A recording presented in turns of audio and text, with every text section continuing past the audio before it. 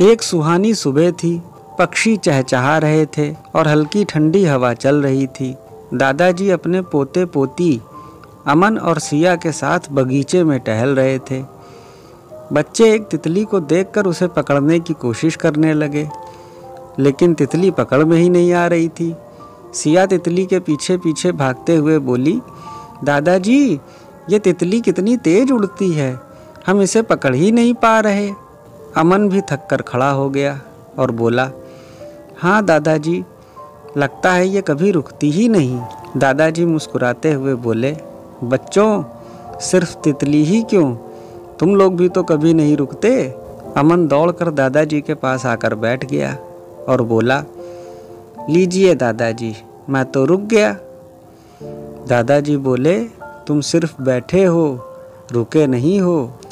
अमन ने हैरानी से पूछा, लेकिन मैं तो रुका हुआ हूँ, पहले तितली के पीछे दौड़ रहा था। दादाजी ने कहा, तुम्हारा दिमाग चल रहा है, दिल धड़क रहा है, सांसें चल रही हैं, तुम्हारे शरीर में खून दौड़ रहा है, तुम बोल रहे हो, देख रहे हो और सुन भी रहे हो। अब बताओ तुम कहाँ रुके हो?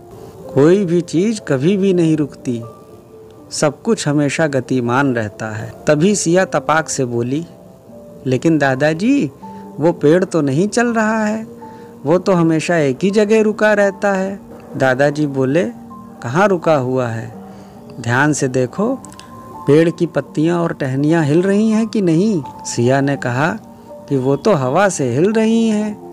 दादाजी ने कहा, चाहे जिस वजह से हिल रही हैं, लेकिन हिल तो रही हैं ना, रुकी हुई तो नहीं है। सिया ने कहा, लेकिन पेड़ का तना तो नहीं हिल रहा, वो तो रुका हुआ है, वो तो हवा से भी नहीं हिल रहा है। दादाजी ने कहा कि वो बाहर से रुका हुआ लग रहा है, लेकिन रुका हुआ है नहीं। जैसे तुम लगातार बड़ी हो रही हो, लेकिन बड़ी होते हुए नहीं दिखाई दे रही, इसी तरह जो चीज़ें बाहर से रुकी हुई दिखाई देती हैं, उनके अंदर भी निरंतर गति हो रही होती है। और इस गति के ही कारण ये पेड़ पहले बीज के रूप में था और फिर पौधा बना और इस समय ये पेड़ बन चुका है। जैसे तुम बड़ी हो रही हो, वैसे ये पेड़ भी बड़ा हुआ है। जैसे मैं बूढ़ा हो गया, वैसे ही एक दिन ये पेड़ भी सूख जाएगा। और जैसे मैं ज्यादा बूढ़ा होकर एक दिन मर जाऊंगा, वैसे ही एक दिन ये पेड़ भी ज्यादा सूखने के बाद गिरकर खत्म हो जाएगा।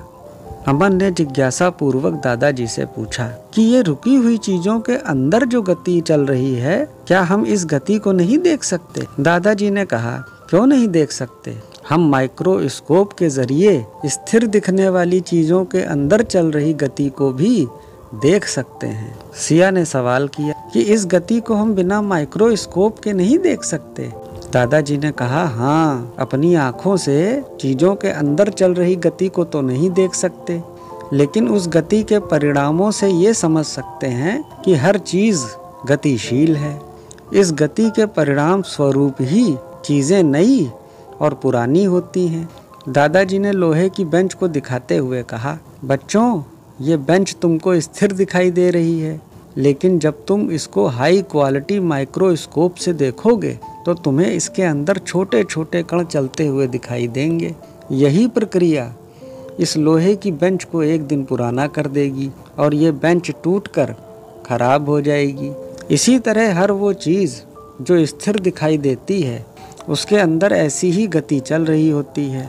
बच्चे कुछ देर के लिए चुप हो जाते हैं और एक दूसरे को देखने लगते हैं। बच्चे कभी दादाजी को देखते हैं और कभी इधर उधर देखने लगते हैं। दादाजी को बच्चों को देखकर हंसी आ जाती है। वो समझ जाते हैं कि इनका दिमाग तेज़ी से चल रहा है। तभी वो देखते हैं कि बच्चों की नज़रें ज़मीन पर जाकर रुक गईं। दादाजी भांप जाते हैं कि अब ये ज़मीन के बारे में ही सवाल पूछेंगे, और तभी अमन पूछ लेता है कि दादाजी, ये ज़मीन तो स्थिर है, ये तो नहीं चल रही है। दादाजी ने बताया कि बच्चों, ये पृथ्वी अपनी धुरी पर 1600 किलोमीटर प्रति घंटे की गति से घूम रही है, और इसी गति के कारण ही दिन और रात होते हैं। पृथ्वी अपनी कक्षा में भी घूमती है, जिसके कारण मौसम और ऋतुएं बदलती हैं। और इतना ही नहीं, हमारी पृथ्वी सूरज का भी चक्कर लगाती है, जिसके कारण साल बदलते हैं। 365 दिनों में पृथ्वी सूरज का एक चक्कर पूरा करती है। इसी तरह हमारी पृथ्वी 3 तरह से घूम रही है।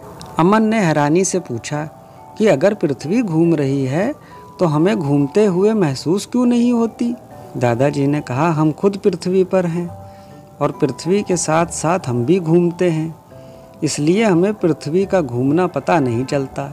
दादाजी ने कहा कि एक ऐसा ग्रह है जो अपनी धुरी पर बहुत धीमे घूमता है, लेकिन सूरज का चक्कर तेजी से पूरा कर लेता है, जिसका नतीजा ये होता है कि जब तक उस ग्रह पर एक दिन पूरा होता है तब तक वहाँ कई साल बीत चुके होते हैं।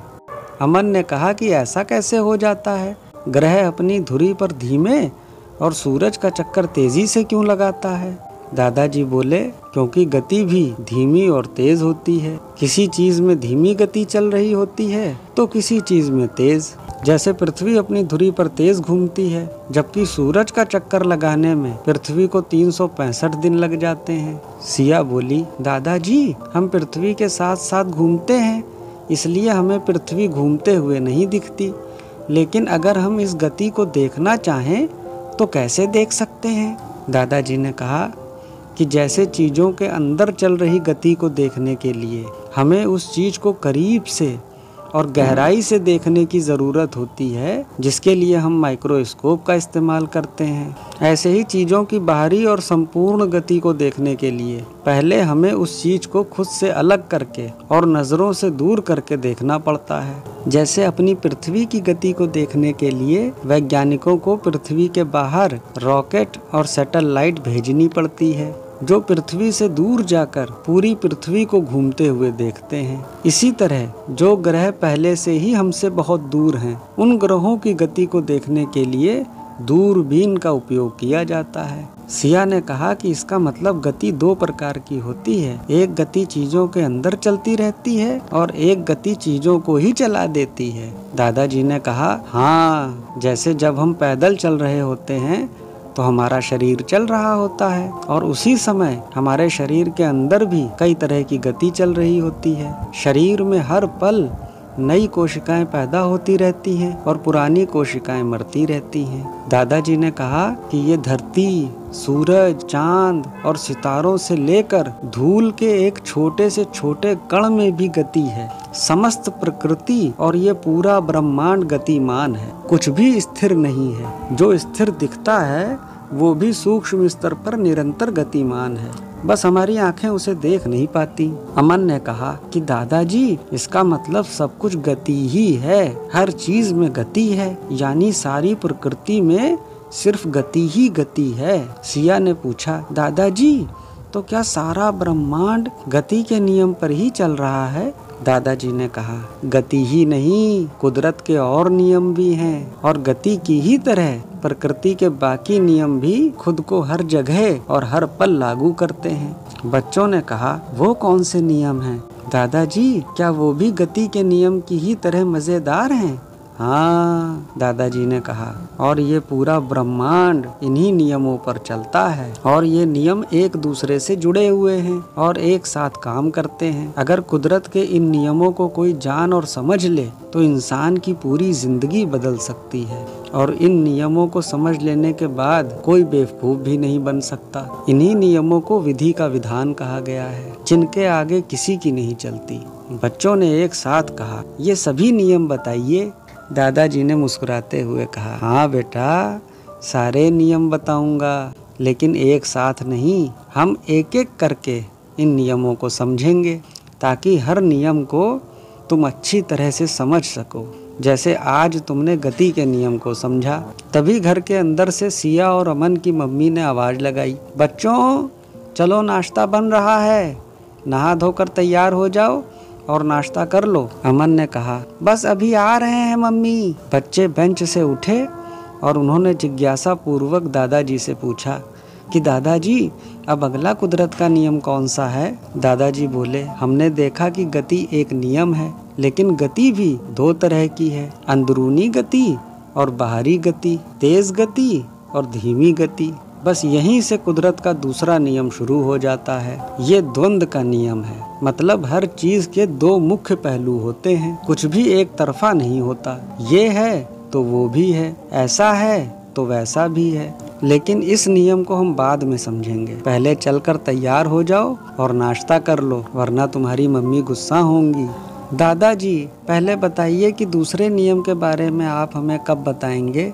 दादाजी ने कहा, जब रात का खाना खाने के बाद हम लोग छत पर सोने के लिए जाएंगे, तब इस दूसरे नियम पर बात करेंगे। बच्चे खुशी से दादाजी का हाथ पकड़कर झूमते हुए घर के अंदर चले गए। दोस्तों, वीडियो पसंद आया हो तो लाइक और शेयर कर दीजिए और नए वीडियो के लिए हमारे चैनल को भी सब्सक्राइब कर लीजिए। धन्यवाद।